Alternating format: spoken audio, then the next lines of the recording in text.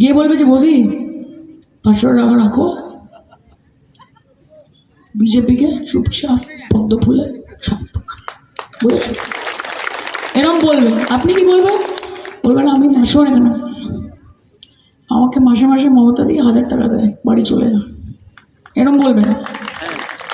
আর যদি কিছু না বলেন, শুনে নেবেন, টাকাটা নিয়ে নেবেন, আপনাদের টাকা আপনাদেরকে দিচ্ছে, ভালো করে বাজারে যাবেন, মুরগির মাংস কিনবেন, রান্না করবেন, নিজে খাবেন, ছেলেপুলেকে খাওয়াবেন, গায়ে জোর বাড়াবেন, মন খুশি করে মমতা বন্দ্যোপাধ্যায়কে ভোট দিয়ে বাড়ি চলে। টাকা দিয়ে পশ্চিমবঙ্গের মানুষকে কেনা যায় না, তাদের চির দ্বারা কেনা যায় না। যাদবপুরের মানুষ সুবুদ্ধি সম্পন্ন, রাজনৈতিক মনস্ক।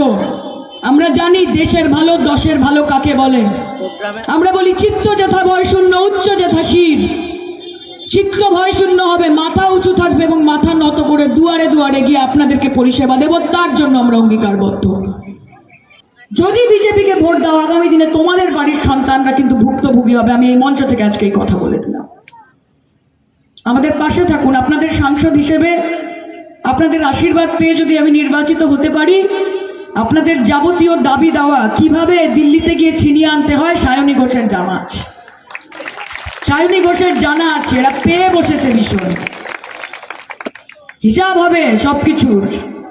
অধর্মের ওপর ধর্মের স্থাপনা করতে হবে এবং দরকার পড়লে সেটা করার জন্য স্বয়ং ঈশ্বর নেমে আসে আকাশ থেকে। গীতায় লেখা আছে, যদা যদা হি ধর্মস্য গ্লানির্ভবতি ভারত অভ্যুত্থানাম অধর্মস্য তদাত্মানম সৃজাম্যহম পরিত্রাণায় সাধূনাম বিনাশায়শ্চ দুষ্কৃতাম ধর্ম সংস্থাপনার্থায় সম্ভবামি যুগে যুগে। যুগে যুগে ঈশ্বর অবতীর্ণ হবে অধর্মের ওপর ধর্মের প্রতিষ্ঠা করার জন্য।